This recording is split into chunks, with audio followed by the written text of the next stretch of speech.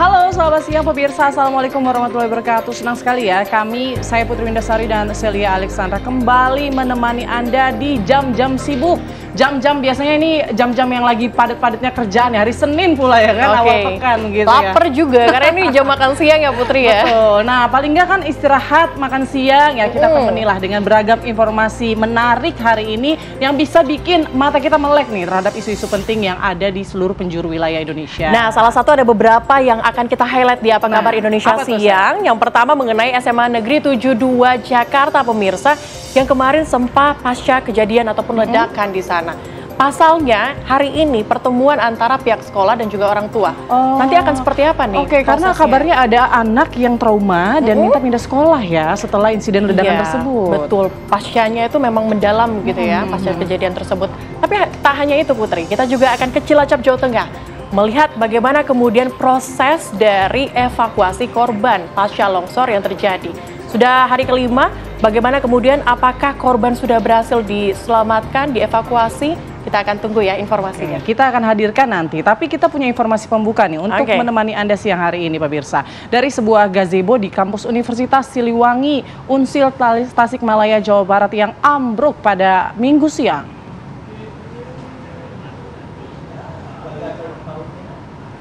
Gazebo di Universitas Siliwangi, Tasikmalaya roboh dalam sekejap.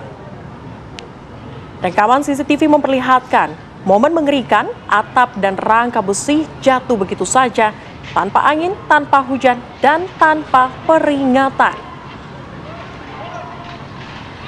Belasan mahasiswa yang sedang istirahat usai latihan teater tersapu reruntuhan. Terdapat 17 orang luka-luka, beberapa harus dilarikan ke rumah sakit. Peristiwa ini kemudian membuat tanda tanya, kenapa bangunan kampus bisa roboh semudah itu? Polisi pun masih menyelidiki dan mahasiswa masih menunggu jawabannya.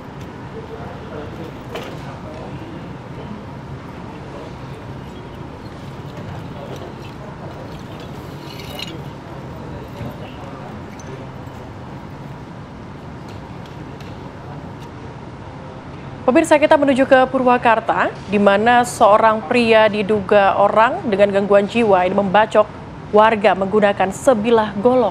Ya, 13 orang menjadi korban, 5 di antaranya ini mengalami luka berat dan harus menjalani tindakan medis di Rumah Sakit Bayu Asih Purwakarta.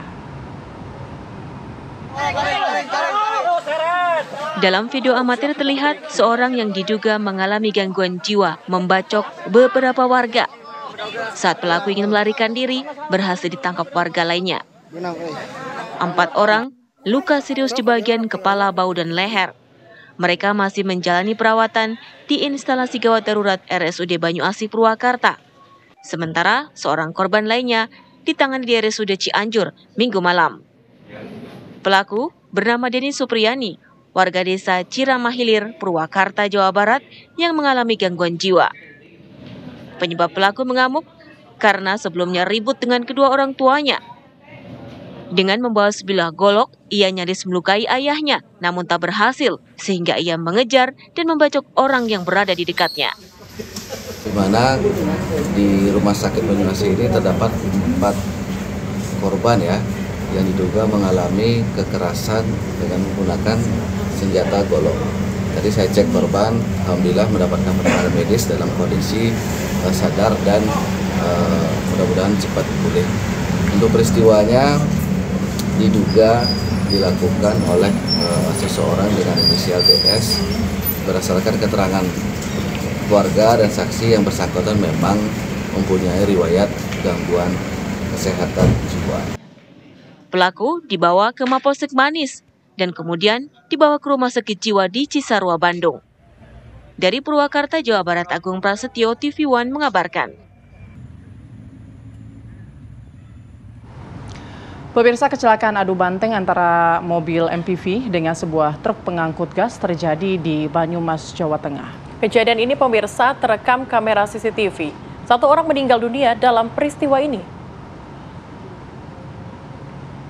Rekaman CCTV menangkap detik-detik kecelakaan maut terjadi. Mobil berwarna putih melaju dengan kecepatan cukup tinggi di Jalan Sunan Ampel, Desa Tambak Sogra, Kecamatan Sumbang, Banyumas, Jawa Tengah. Mobil putih ini melaju terlalu ke kanan dan menabrak bagian depan truk Fuso pengangkut gas.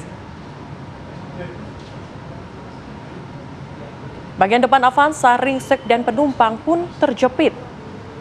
Korban tewas merupakan penumpang mobil yang merupakan warga Purbalingga, Jawa Tengah.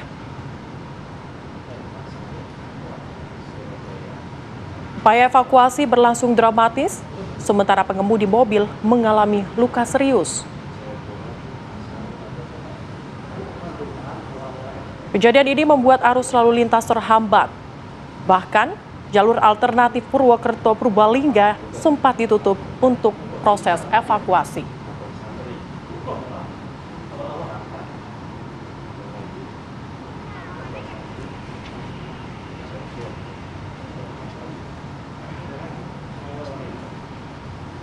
Pemirsa, seorang bocah ini ditemukan tewas tenggelam, tepatnya di Kali Kemuning, Kabupaten Sampang, Madura, Jawa Timur.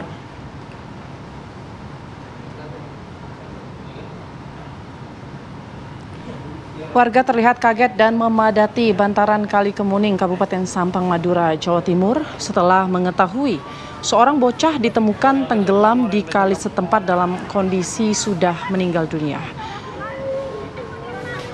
Bocah berusia sekitar 5 tahun ini diduga keluar melalui jendela rumah neneknya tanpa sepengetahuan keluarganya. Pihak keluarga tidak berkenan untuk dilakukan proses pemeriksaan lebih lanjut karena menganggap peristiwa itu merupakan sebuah musibah. Korban kemudian dimakamkan di pemakaman umum setempat. Ini jadi pelajaran buat orang tua ya, agar lebih memperhatikan atau mengawasi segala gerak-geriknya. Karena kalau anak usia 5 tahun itu usia yang lagi aktif-aktifnya gitu. Kadang-kadang kita nggak nyangka mereka bisa manjat gitu untuk ketinggian tertentu. Jadi perhatian orang tua harus penuh begitu ya? Agar kasus ini tidak terulang lagi. Iya.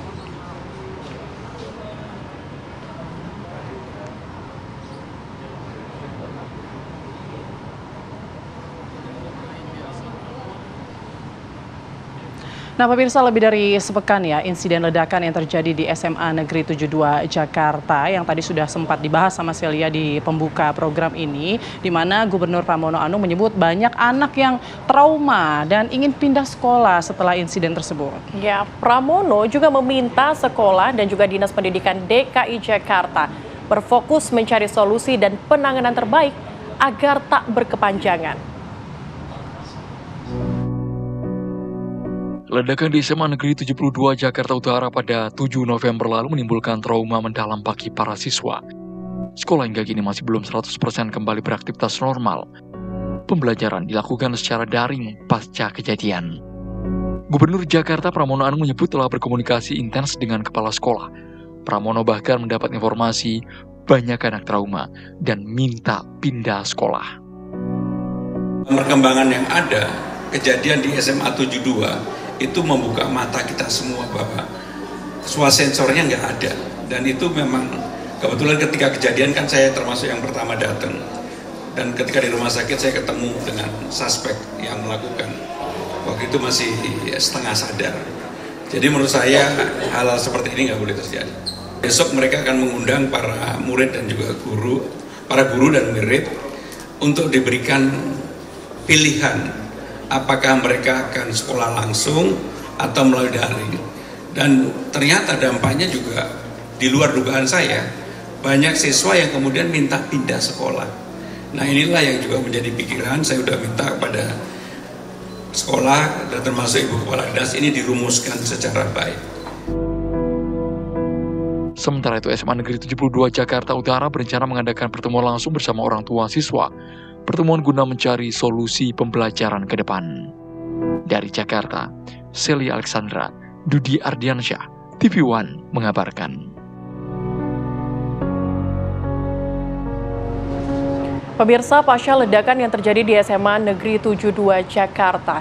Mulai hari ini pemirsa, sekolah sudah melakukan proses belajar mengajar secara luring atau tatap muka.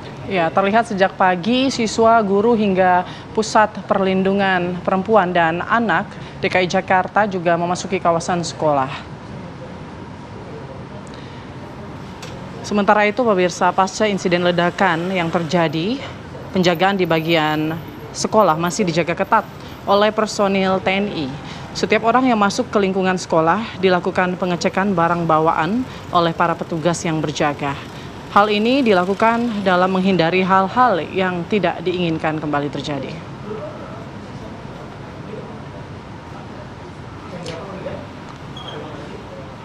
Tidak hanya mungkin yang menjadi korban yang trauma ya, tapi mungkin siswa-siswa lain juga jadi tidak tenang ya Sel kalau kayak gini kejadiannya.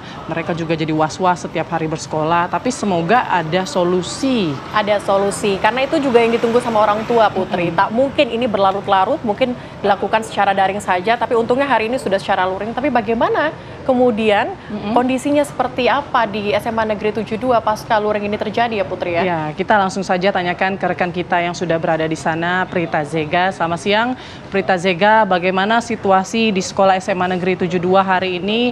Sudah mulai belajar tatap muka dan apa saja informasi terbaru dari pertemuan keluarga dengan pihak sekolah? Ya, benar sekali Putri dan juga Celia. Per hari ini, Senin 17 November 2025, ini adalah hari pertama siswa-siswa dari SMA Negeri 72 Kelapa Gading, Jakarta Utara ini kembali masuk usai ataupun pasca ledakan yang terjadi pada 7 November 2025 lalu, di mana ini adalah yang kali pertama ataupun perdana pembelajaran secara tatap muka tadi. Para siswa dan juga guru dan juga orang tua ini datang ke sekolah ini sekitar pukul 6 pagi begitu dengan memakai seragam putih abu-abu, dan di depan sendiri sebelum memasuki ini dijaga ketat oleh pihak keamanan ataupun penjagaan yang sangat ketat oleh pihak TNI. Dan sebelum masuk ke dalam, pemirsa, tadi pagi kami memantau bahwa semua ataupun siapapun yang ingin memasuki lingkungan sekolah ini dijaga ketat ataupun diperiksa melalui pemeriksaan yang ketat oleh pihak TNI untuk mengetahui apa saja isi-isi tasnya dan juga barang bawaan untuk menghindari hal-hal yang tidak diinginkan seperti yang terjadi pada 7 November 2025 kemarin. Dan tadi juga kami melihat bahwa cukup ramai juga siswa yang hadir dan juga para orang tua yang mengantarkan anaknya. Meskipun memang sebenarnya yang informasi yang kami terima tadi, Putri dan juga Celia, kami sempat ngobrol bersama dengan beberapa orang tua bahwa mereka mengatakan ini adalah hasil keputusan usai kemarin pada 16 November 2025 melakukan rapat bersama dengan pihak sekolah dan juga para orang tua siswa SMA Negeri 72 Kelapa Gading, Jakarta Utara untuk memutuskan apakah hari ini akan dilaksanakan offline ataupun luring atau masih daring. Dan diputuskan bahwa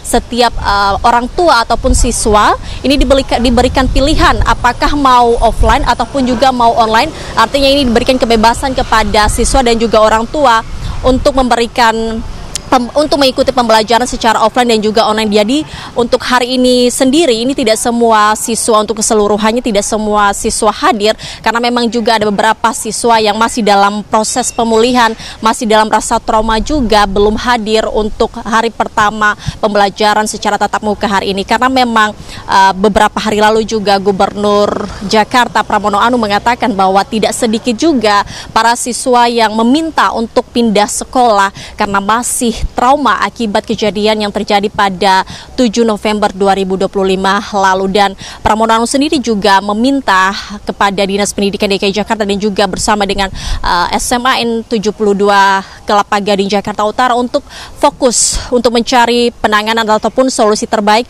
untuk memberikan penanganan yang terbaik kepada para siswa yang mungkin masih takut, masih trauma, dalam keadaan trauma untuk datang ke sekolah. Dan itu memang pilihan ataupun sangat diberikan kebebasan kepada para siswa yang masih mengalami trauma begitu. Dan juga dari kepala sekolahnya sendiri sempat mengatakan juga bahwa saat ini memang sudah ada asesmen soal psikologi para siswa SMA N72, walaupun memang untuk informasinya ataupun hasil dari psikologi tersebut kami belum mendapatkan informasinya, namun sudah diproses oleh pihak sekolah.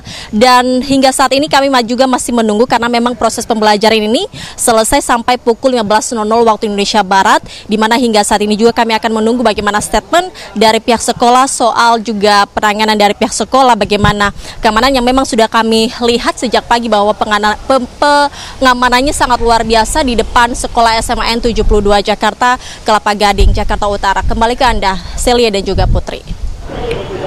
Oke, tampaknya memang pengamanan masih begitu ketat. Kalau kami dengar tadi apa yang disampaikan oleh Prita Zega, bahwa ini dilakukan asesmen atau tes psikologi, biar nanti untuk mengetahui traumanya semendalam apa untuk anak-anak tertentu, hingga nanti penanganannya bisa tepat, Putri. Betul sekali. Terima kasih, Prita Zega, selamat bertugas kembali. Anda kembali bersama kami di Apa Kabar Indonesia Siang, pemirsa.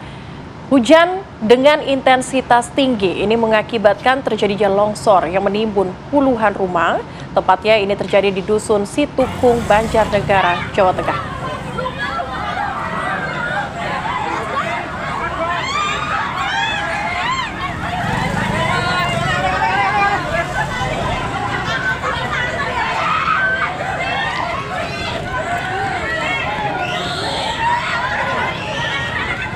Beginilah kepanikan warga saat terjadi longsor di Desa Pandanarum, Banjarnegara, Jawa Tengah. Tebing dengan ketinggian lebih dari 150 meter, longsor menerjang permukiman warga. Warga di lokasi langsung berhamburan menyelamatkan diri. Data awal dari Badan Penanggulangan Bencana Daerah, 30 rumah rusak akibat terjangan longsor. Sementara itu kurang lebih 660 warga telah mengungsi di dua lokasi, di kantor Kecamatan Pandan Arum dan juga GOR desa setempat. Hingga saat ini BPBD masih menyisir lokasi mencari warga yang masih terjebak. Warga diminta menjauh dari lokasi longsor karena longsoran susulan masih berpotensi terjadi.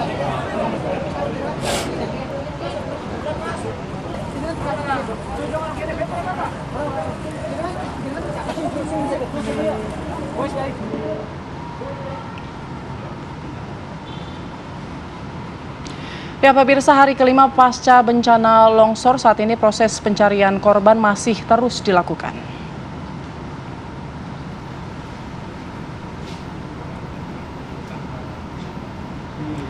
Hingga saat ini, pemirsa, jumlah korban yang ditemukan sebanyak 13 orang, sementara 10 korban masih dalam pencarian tim SAR. Pencarian korban masih terfokus di 4 worksite atau worksite A1 dan A2 yang berada di Dusun Cibuyut dan worksite B1, B2 di Dusun Tarukahan. Dalam pencarian di hari kelima ini, tim SAR akan menggunakan 5 metode dalam proses pencarian para korban.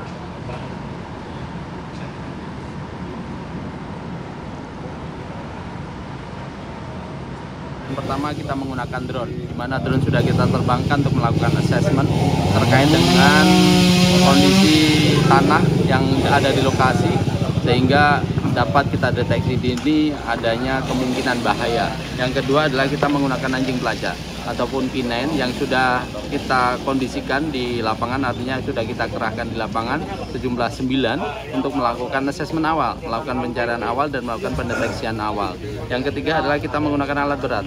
Ada 22 sampai dengan 25 hari ini, ada 25 eskavator yang kita gunakan dalam rangka pencarian ini. Yang keempat adalah kita menggunakan alkon ataupun pompa air yang digunakan untuk menyemprot dinding-dinding tanah yang memang menjadi bagian dari longsoran itu. Yang kelima adalah kita menggunakan peralatan ekstrikasi, baik peralatan ekstrikasi modern dan peralatan ekstrikasi manual. Pemirsa, posko antemortem yang berada di Rumah Sakit Majenang Cilacap, Jawa Tengah saat ini telah menyerahkan 13 jenazah kepada pihak keluarga. Ya, sementara itu 4 orang masih dirawat. Instalasi pemulasaran jenazah atau IPJ RSUD Majenang hingga kini masih menyimpan 2 potongan tubuh berjenis kelamin perempuan muda. Petugas masih menunggu potongan tubuh lain untuk nantinya dicocokkan. Dan hingga Senin pagi, jumlah korban meninggal dunia sebanyak 13 orang dan 10 warga lain masih belum ditemukan. Sementara itu, 4 orang korban luka hingga kini masih dalam perawatan di RSUD Majenang.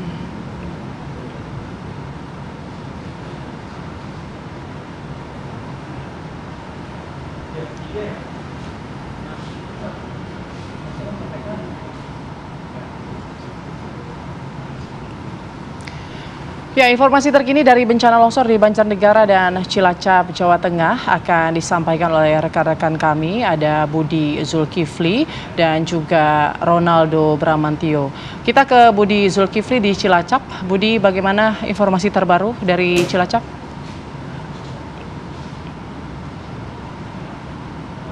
Putri dan Celia, perkembangan terbaru dari upaya pencarian tim SAR gabungan yang dilakukan di bencana longsor Majenang, Cilacap, Jawa Tengah ini. Sejauh ini total sudah ada 16 jenazah korban yang berhasil dievakuasi. Ada penambahan 3 jenazah yang berhasil dievakuasi pagi tadi oleh tim SAR gabungan. 3 jenazah yang berhasil dievakuasi ini terletak di sektor pencarian atau worksite A2, di mana ditemukan Nilna Nur Faizah berusia 9 tahun, kemudian Wafik Nur Aini Zahra berusia 15 tahun, dan juga Cahyanto berusia 57 tahun. Ketiga jenazah yang ditemukan pagi tadi sudah dievakuasi ke RSUD Majenang, Cilacap, Jawa Tengah. Dan seperti yang Anda bisa lihat di belakang saya ini, upaya pencarian sampai siang ini masih terus berlanjut, di mana hari ini upaya pencarian didukung dengan kondisi cuaca yang cukup terik, sehingga tidak ada hambatan yang berarti bagi tim SAR dalam melakukan upaya pencarian di lokasi ini. Ada puluhan alat berat yang dikerahkan oleh personil gabungan di sini untuk melakukan penggalian di titik-titik lokasi yang diduga masih berada korban jiwa yang hilang di lokasi tersebut. Tim SAR gabungan sejak pukul 6 pagi tadi sudah mulai beraktivitas melakukan upaya pencarian. Dari sisi personil ada lebih dari 600 personil, sementara dari alat berat yang diturunkan ini mencapai 20 lebih alat berat yang dikerahkan di lokasi ini. Fokus pencarian sementara ini diarahkan di lokasi dekat dengan kami mengabarkan saat ini, atau disebut dengan sektor B1 dan B2, karena di sini masih ada sekitar 6 korban yang diduga tertimbun di area ini. Ini masih dilakukan pencarian di lokasi ini, baik dengan menggunakan alat berat maupun mengerahkan anjing pelacak untuk berupaya sedapat mungkin bisa menemukan para korban pada hari ke-5 pencarian yang dilakukan di lokasi ini. Sementara kami juga mendapatkan informasi bahwa warga di lokasi longsor ini juga diimbau untuk waspada karena ada rekahan di atas bukit di lokasi longsoran yang terjadi sebelumnya. Ada rekahan tanah yang dikhawatirkan ini bisa menjadi ancaman terjadinya longsor susulan. Untuk sementara seperti itu yang bisa kami kabarkan. Kita kembali ke Jakarta. Baik, warga tampaknya harus tetap terus waspada ya, mengingat masih ada potensi nanti terjadinya longsoran. Terima kasih Budi Zulkifli. Kita akan bergeser menuju ke Banjarnegara. Ada rekan kami Ronaldo Bramantio. Ronald, di Banjarnegara seperti apa? Baik, akan kami laporkan bahwa pada hari ini ada 1 korban meninggal dunia yang berhasil ditemukan oleh tim SAR BPBD dan Jawa Tengah. Korban ini diketahui bernama Asia, 24 tahun, dengan posisi tertimbun material tanah di lokasi longsor. Nah, saat ini jenazah pun sudah langsung dibawa ke puskesmas setempat untuk dilakukan pemasaran jenazah. Dari data BPBD hingga saat ini, jumlah total korban tercatat 2 orang, yakni 1 orang ditemukan di lokasi kejadian dan 1 orang lagi bernama Chloe meninggal di RSUD setempat. Kedua korban ini pun merupakan ibu dan anak warga dusun si Tugong ini. Demikian. Ya, Ronaldo, lalu bagaimana upaya evakuasi saat ini rumah-rumah yang rusak? Apakah pemerintah setempat nantinya akan membantu dalam pembangunan rumah-rumah warga yang rusak atau seperti apa? Baik, kami laporkan hingga saat ini saya belum mendapatkan informasi lebih lanjut terkait agenda yang akan dilakukan oleh pemerintah daerah untuk rumah-rumah yang terdampak. Demikian. Baik, artinya masih belum ada mungkin dari pihak pemerintah yang kemudian datang berkunjung meninjau langsung lokasi. Apakah ada? Kami di lapangan sudah ada dari pihak pemerintah dari Kabupaten Banjarnegara seperti Bupati Banjarnegara, Kapolres hingga Dandim. Dan direncanakan pada hari ini Gubernur Jawa Tengah juga hadir ke lokasi Desa Pandanarum. Demikian dapat kami laporkan. Oke, baik. Terima kasih Ronaldo Bramantio dan juga Budi Zulkifli mengabarkan langsung dari Cilacap dan Banjarnegara.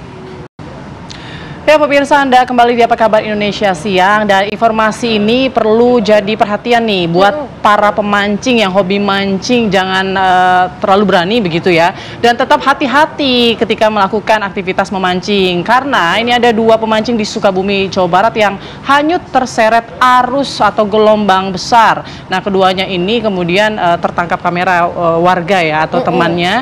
Mereka sedang memancing di tengah gelombang Ombak yang deras tinggi begitu, kemudian terseret.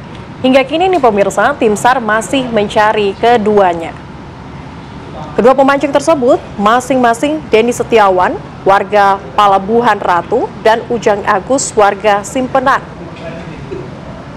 Rekaman video amatir ini sekarang menjadi bekal bagi tim SAR untuk melakukan pencarian pria masing-masing yang berusia 35 tahun dan 40 tahun tersebut.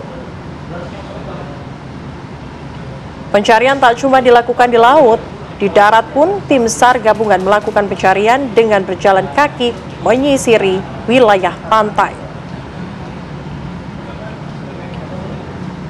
Sayangnya hingga kini nasib keduanya masih belum ditemukan. Ombak yang tinggi, ombak yang deras seperti saat ini, mungkin para pemancing harus bisa lihat kondisi ya, situasi ya Putri ya. Memang katanya kalau kondisi seperti itu lagi banyak ikannya. Oh gitu. Kemudian juga ikannya besar-besar. Kalau yang saya baca-baca dari kolom komentar begitu ya, para nelayan. Begitu. Nah, cuman tetap ya kita nggak boleh mempertaruhkan nyawa kita untuk hal-hal yang mungkin bisa merenggut nyawa, membahayakan diri begitu. Apalagi pusaran airnya kalau terlihat tadi tuh sampai memutar begitu ya Put ya. Ini bahaya sekali, kita yang melihat dari video amatir warga ini pun kemudian menjadi khawatir juga dengan kondisi tersebut. Ya, semoga kedua korban ini bisa ditemukan dalam waktu dekat. Baik, tak hanya informasi tadi Putri, kita juga akan ada memberikan informasi lainnya untuk Anda pemirsa. Ini juga informasi viral, tapi informasi viral yang mana seorang warga ini menemukan bayi perempuan dalam sebuah tas goodie bag di Jalan Kramat Oyar, Kelurahan Setu, Cipayung, Jakarta Timur. Warga yang sedang melakukan aksi kebersihan bersama petugas PPSU mendengar ada tangisan bayi dari dalam sebuah tas goodie bag. Saat dibuka, bayi tersebut masih hidup dan terbungkus selimut.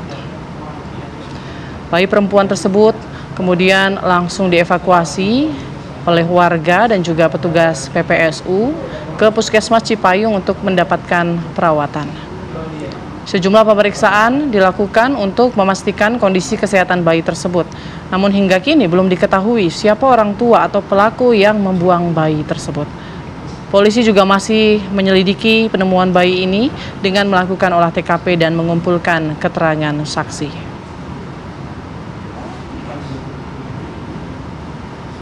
Saat kita bersih-bersih, itu PPSU menemukan bungkusan di pinggir jalan. Nah, rencananya bungkusan itu mau dipindahkan untuk bersihkan, tapi saat dipindahkan itu ada bunyi bayi.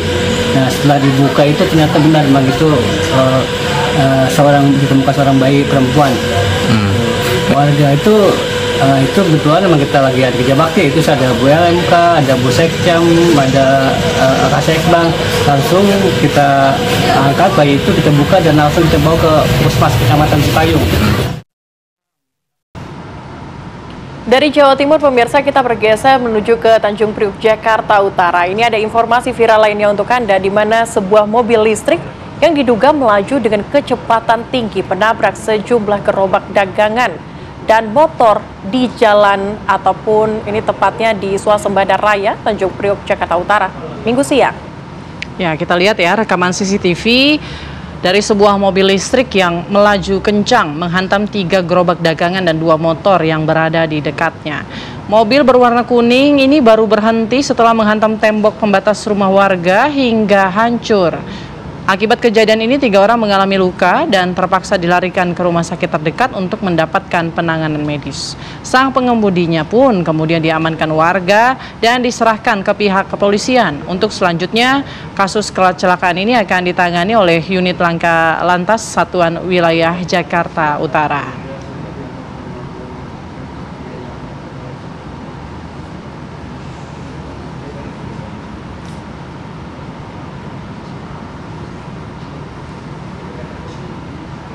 Ya, kita akan hadirkan informasi dari detik-detik yang membuka borok kejahatan curanmor di Jakarta Utara, pemirsa. Nah, satu motor hilang ini memicu pengejaran berlapis. Dan malam itu, pemirsa, komplotan yang sudah 9 kali beraksi akhirnya diputus paksa oleh polisi. Di Jakarta Utara, satu laporan pencurian motor membuka jalan ke jaringan pelaku curanmor. Bermodal rekaman CCTV dan keterangan saksi, polisi berhasil menangkap satu pelaku kurang dari 12 jam. Dari penangkapan ini, pemirsa, rantai komplotan terungkap. 3 pelaku lain dibekuk. Total sudah 9 kali mereka beraksi. Sementara itu, Satreskrim Jakarta Utara menegaskan jebakan curanmor di Jakarta Utara sedang dibersihkan dan pengembangan kasus belum berhenti sampai di sini.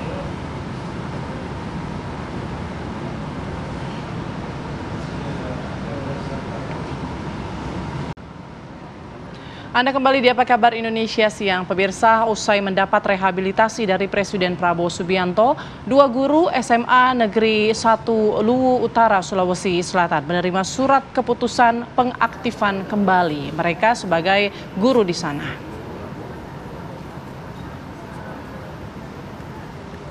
Dengan pengaktifan kembali sebagai guru, Rasdal dan Abdul Muiz, maka hak-hak kedua guru tersebut juga dikembalikan. Gaji dan tunjangan mereka yang tertahan akan segera dibayarkan. Surat keputusan atau SK tersebut diserahkan Sekretaris Daerah Sulawesi Selatan, Jufri Rahman.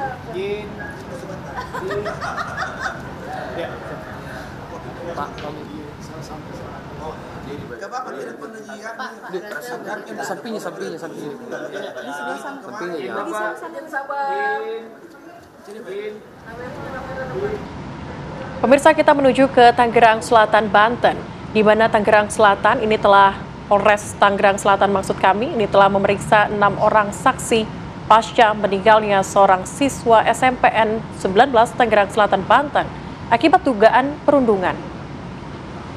Kapolres Tangerang Selatan beserta jajaran mendatangi rumah duka di Kelurahan Ciater, Kecamatan Serpong, Tangerang Selatan pada Minggu siang. Kapolres Tangerang Selatan AKBP Victor Inkiriwang menjelaskan, sebenarnya sejak peristiwa terjadi, polisi belum menerima laporan resmi dari orang tua korban.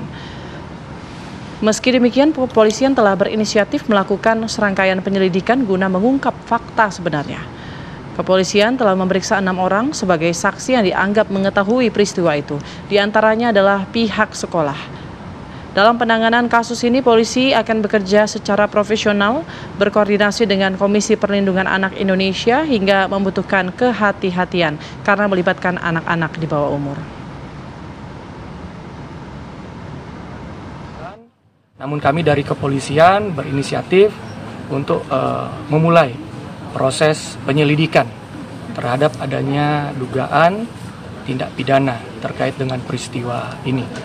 Dan hari ini kami sudah dapatkan kepastian bahwa nanti akan dijadwalkan dari pihak orang tua korban akan memberikan keterangan kepada penyelidik.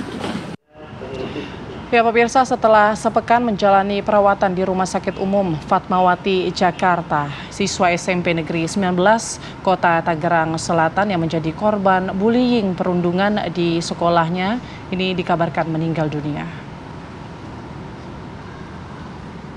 Muhammad Hisham berusia 13 tahun, kelas 1 SMP Negeri 19 Kota Tangerang Selatan yang menjadi korban bullying di sekolah meninggal dunia setelah sepekan dirawat di Rumah Sakit Umum Fatmawati, Jakarta. Pihak keluarga pun langsung menyiapkan kedatangan almarhum di Kampung Maruga Ciater, Kecamatan Serpong, Kota Tangerang Selatan. Para pejabat Dinas Pendidikan maupun Wakil Wali Kota Tangerang Selatan mendatangi rumah duka guna mengucapkan bela sungkawa terhadap keluarga almarhum. Setelah dimandikan dan disolatkan, almarhum pun diiringin oleh teman kelasnya ke peristirahatan terakhir.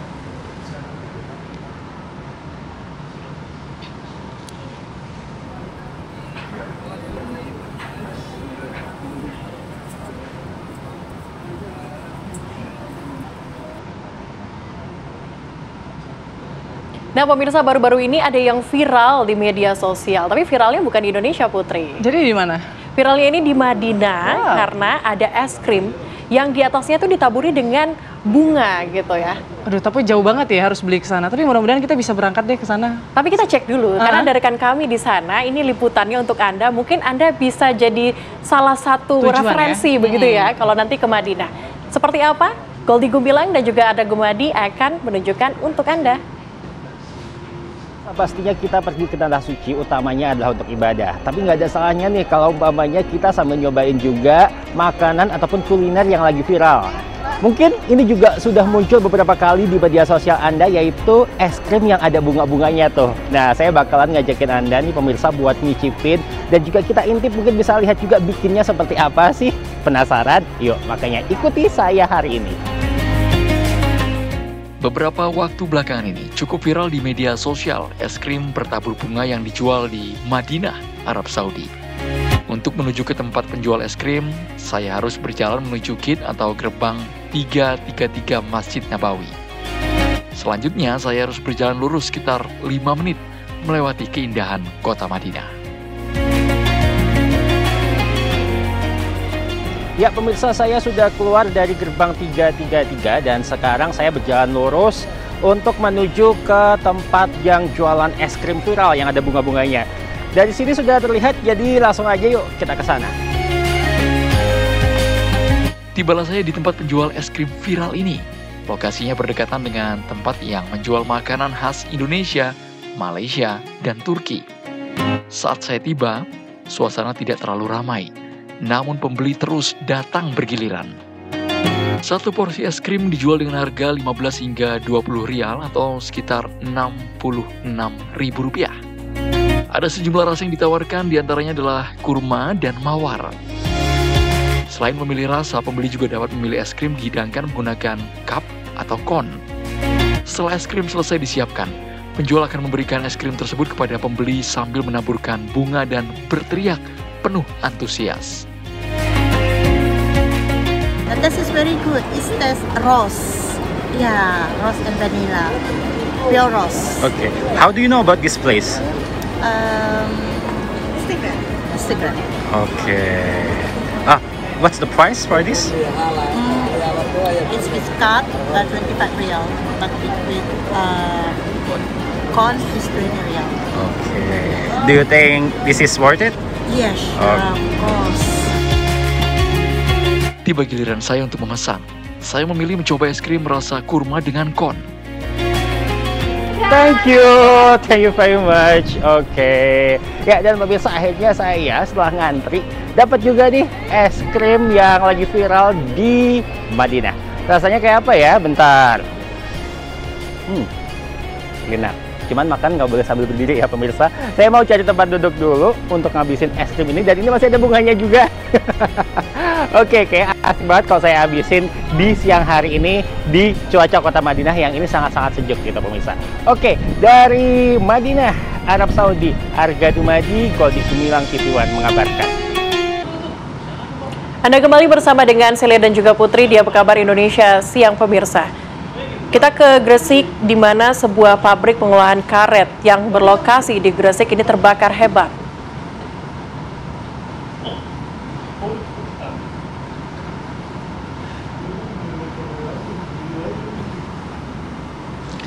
Ya, seperti inilah detik-detik kejadian kebakaran yang melanda pabrik karet. Kebakaran ini sempat membuat warga sekitar panik lantaran asap hitam tebal terlihat membumbung tinggi dari area pabrik. Api diketahui berkobar di area penyimpanan minyak dan karet sehingga pemadaman membutuhkan upaya intensif karena potensi cepatnya penyebaran api. Petugas pemadam kebakaran berjuang selama lebih dari 3 jam untuk memadamkan api. Tidak ada korban jiwa maupun luka dalam kejadian ini. Penyebab kebakaran dan nilai kerugian masih dalam proses penyelidikan.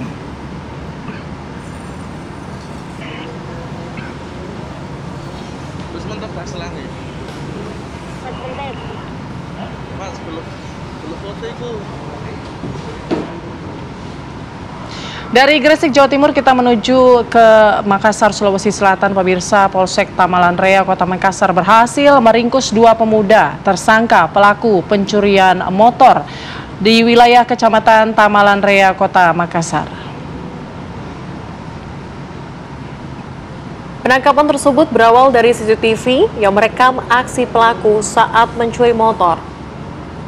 Saat beraksi, pelaku berboncengan dengan mengincar motor yang kuncinya tertinggal di motor korbannya.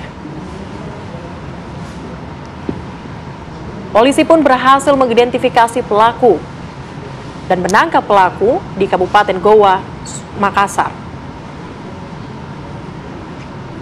Polisi menyita 3 unit motor, 1 diantaranya merupakan motor yang digunakan pelaku saat melakukan aksinya.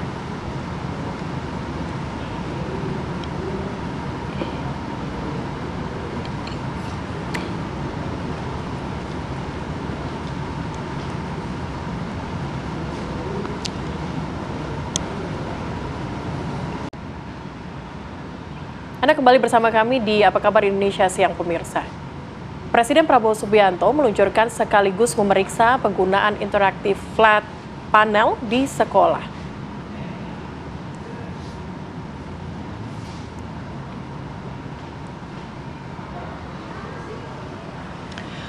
Para siswa SMP Negeri 4 Bekasi, Jawa Barat tampak semangat menyambut kedatangan Presiden Prabowo yang didampingi sejumlah menterinya. Prabowo lalu masuk ke ruang kelas untuk melihat proses pembelajaran menggunakan smartboard. Bahkan, Presiden Prabowo tampak duduk di kursi kelas dan ikut mendengarkan guru yang sedang mengajar. Program digitalisasi tahun 2025 ini disediakan untuk lebih dari 288.000 satuan pendidikan. Lebih dari 145.000 perangkat papan interaktif digital sudah tiba di sekolah-sekolah. Siapa yang mau bantu Bapak? Oke, coba. Bella, silakan masuk.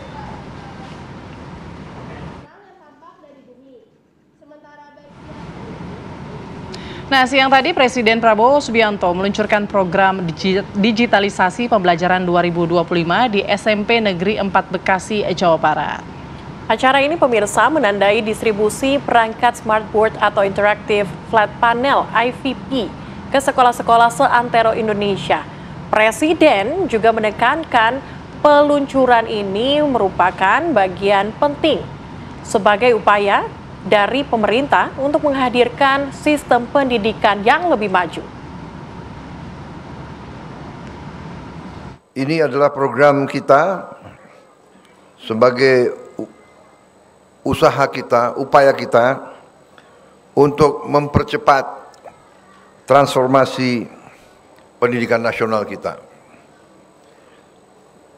Kita tidak perlu malu-malu, kita tidak perlu takut untuk mengakui kekurangan-kekurangan kita.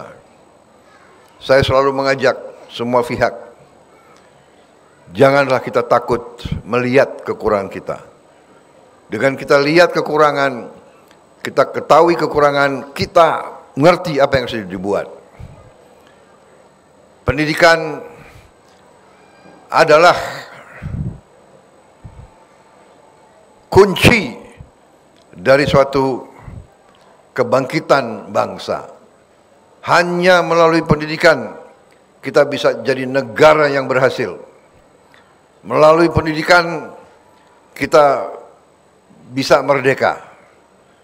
Kemerdekaan kita proklamasikan 17 Agustus tahun 45. Tapi sebelumnya tokoh-tokoh pendidikan sudah melalui pesantren-pesantren, melalui sekolah-sekolah, melalui taman siswa, tumbuh kemampuan rakyat. Pemirsa, konferensi wakaf internasional yang digelar di Padang, Sumatera Barat hasilkan 7 risalah. 7 risalah ini pemirsa yang akan direkomendasikan kepada pemerintah Republik Indonesia. Salah satu poin pentingnya meminta kepada Presiden Prabowo Subianto untuk menetapkan Hari Wakaf Nasional. Ya, setelah menyelesaikan 6 sesi dari berbagai negara-negara peserta konferensi wakaf internasional, termasuk Wakil Presiden RI ke-13, Menteri Agama dan Ketua MPR RI, hasilnya melahirkan 7 risalah atau kesepakatan bersama. Di antaranya yakni mendorong literasi dan edukasi wakaf, harmonisasi adat dan syariat untuk pengelolaan wakaf. Konsep wakaf Indonesia disesuaikan dengan wakaf dunia dan profesional, serta menjadikan Sumatera Barat sebagai epicentrum kebangkitan zakat nasional. Poin penting lainnya, pemirsa, mengusulkan kepada Presiden Republik Indonesia, Prabowo Subianto, agar menetapkan Hari Wakaf Nasional yang sejalan dengan regulasi dan kebijakan yang mendukung ekosistem wakaf, serta mengembangkan wakaf uang sebagai penggerak ekonomi nasional.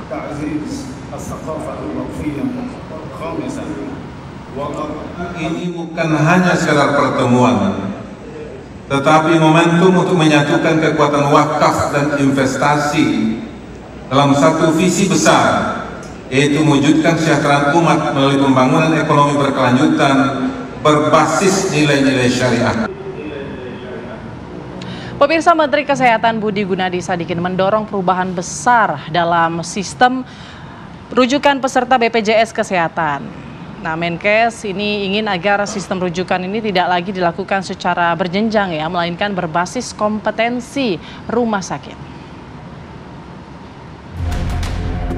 Menteri Kesehatan Budi Gunadi Sadikin menilai sistem berjenjang yang berlaku saat ini membuat proses penanganan pasien lambat dan tidak efisien.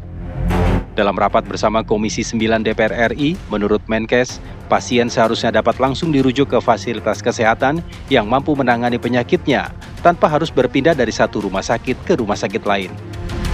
Budi menambahkan, sistem baru ini tidak hanya menyelamatkan nyawa pasien, tetapi juga menghemat biaya perawatan. Jadi kita nggak akan membagi tipe A, tipe B, tipe C, tipe D, tapi kita akan bagi berdasarkan kompetensinya. Jadi kalau orang sudah diperiksa misalnya di puskesmas, oh dia perlu dipasang ring gitu jantungnya, itu nggak usah harus ke tipe D dulu, oh dicek tipe D nggak bisa pasang ring, lagi tipe C nggak bisa pasang ring, langsung ke tipe B, dia akan langsung masuk ke tipe B. Jadi buat pasien akan jauh lebih cepat prosesnya. Anyway dia akan masuk ke tipe B kan, justru akan mengurangi antrian pasien di tipe D dan tipe C karena nggak usah menjalani 3 rumah sakit. Humas BPJS Kesehatan Rizky Anugrah memberikan gambaran mengenai perubahan sistem rujukan BPJS ini. Perubahan sistem rujukan nantinya setelah pasien melewati fasilitas kesehatan tingkat pertama, yaitu puskesmas atau klinik, pasien bisa dapat dirujuk langsung ke rumah sakit yang sesuai dengan kompetensi rumah sakit. Yang sepaham saya memang rujukan itu dari rumah sakit berjenjang kelas ya, Mas ya. Jadi dari fasilitas kesehatan tingkat pertama atau dari puskesmas maupun ke klinik ini dirujuk ke langsung ke rumah sakit tipe yang dituju. Misalnya kalau misalnya tadi ya, kalau misalnya penyakit jantung ini dirujuk langsung ke tipe A gitu ya, atau tipe B yang ada spesialis jantungnya. Seperti itu Mas. Jadi dari fasilitas tingkat pertama itu tentunya tetap ditata laksanakan dulu, disembuhkan dulu, kemudian juga sampai tuntas, baru memang kalau misalnya memang ada keluhan-keluhan tadi ya, semacam penyakit-penyakit tertentu, ini bisa langsung dirujuk tanpa harus tadi ya melalui kelas D dulu, karena kan saat ini ada D secara normal ya Mas, melalui kelas D dulu, kemudian C, kemudian ke B, ke A. Namun memang perlu kami sampaikan juga Mas, untuk saat ini dalam regulasi pun sebetulnya untuk penyakit-penyakit tertentu itu bisa dikecualikan. Dengan rujukan berbasis kompetensi, Kemenkes berharap pelayanan kesehatan lebih tepat sasaran, mengurangi beban biaya BPJS Kesehatan, dan meningkatkan kepuasan masyarakat. Dari Jakarta, Rehana Mezia, Muhammad Ishak, TV One mengabarkan. Informasi tadi pemirsa sekaligus menutup jumpa kita di Apa Kabar Indonesia siang kali ini. Saya Celia Alexandra. Dan saya Putri Windasari pamit undur diri. Terima kasih atas kebersamaan Anda. Sampai jumpa.